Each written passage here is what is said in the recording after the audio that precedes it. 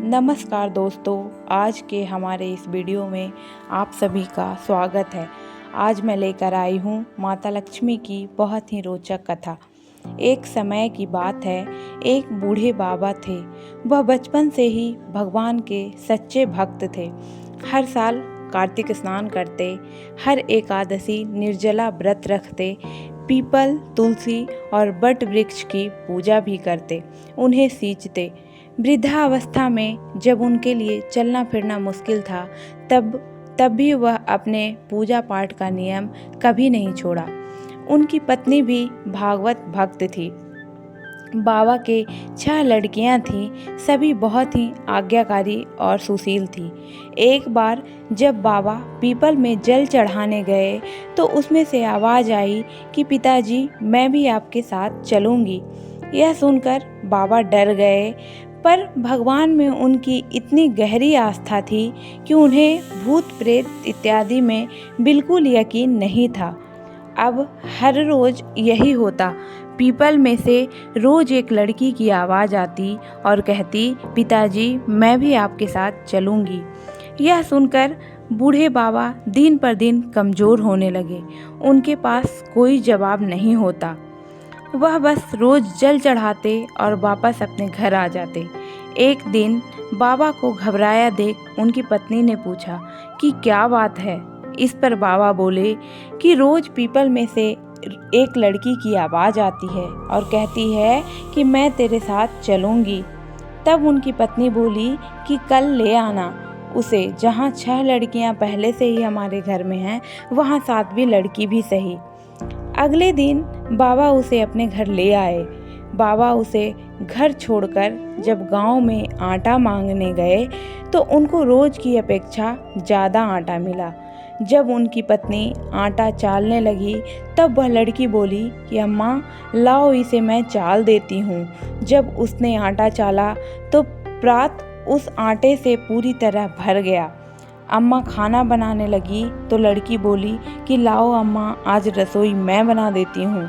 तब अम्मा बोली, रहने दे बेटा, तेरा हाथ जल जाएगा। इस पर वह नहीं मानी और खाना बनाने लगी। उसने तरह तरह के व्यंजन बनाए। सभी ने भर पेट भोजन किया। बाबा के मन का डर भी दूर हो गया था।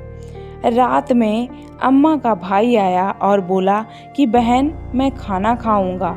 तब अम्मा परेशान हो गई कि अब खाना कहाँ से खिलाऊं। तब लड़की ने पूछा कि माँ, क्या हुआ, क्या बात है, क्यों इतना परेशान हो। इस पर अम्मा बोली कि बेटा, तेरा मामा आया है और खाना खाने को बोल रहा है, पर खाना तो सबने खा लिया।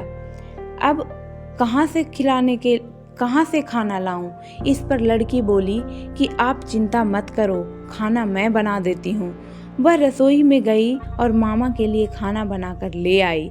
मामा ने भर पेट खाना खाया और बोला कि ऐसा स्वादिष्ट खाना जिंदगी में पहले कभी नहीं खाया। रात होने पर लड़की बोली कि माँ, चौका लगाकर चौके का दिया जला देना, मैं कोठे पर सोऊंगी। तो इस पर अम्मा बोली कि नहीं बेटा, तू डर जाएगी। तब लड़की बोली कि नहीं अम्मा, मैं नहीं डरूंगी, मैं कोठे पर ही सोऊंगी। और वह लड़की कोठे पर जाकर सो गई। आधी रात को लड़की उठी और चारों ओर देखने लगी तो घर में हर तरफ धन ही धन हो गया। जब वह घर से बाहर जाने लगी तो पड़ोस में रहने वाले एक बूढ़े ब्राह्मण ने उसे देखा और पूछा कि बेटी, तू कहाँ जा रही है। तो लड़की बोली, मैं दरिद्रता दूर करने आई थी, अगर तुम्हें भी करवानी है तो करवा ले।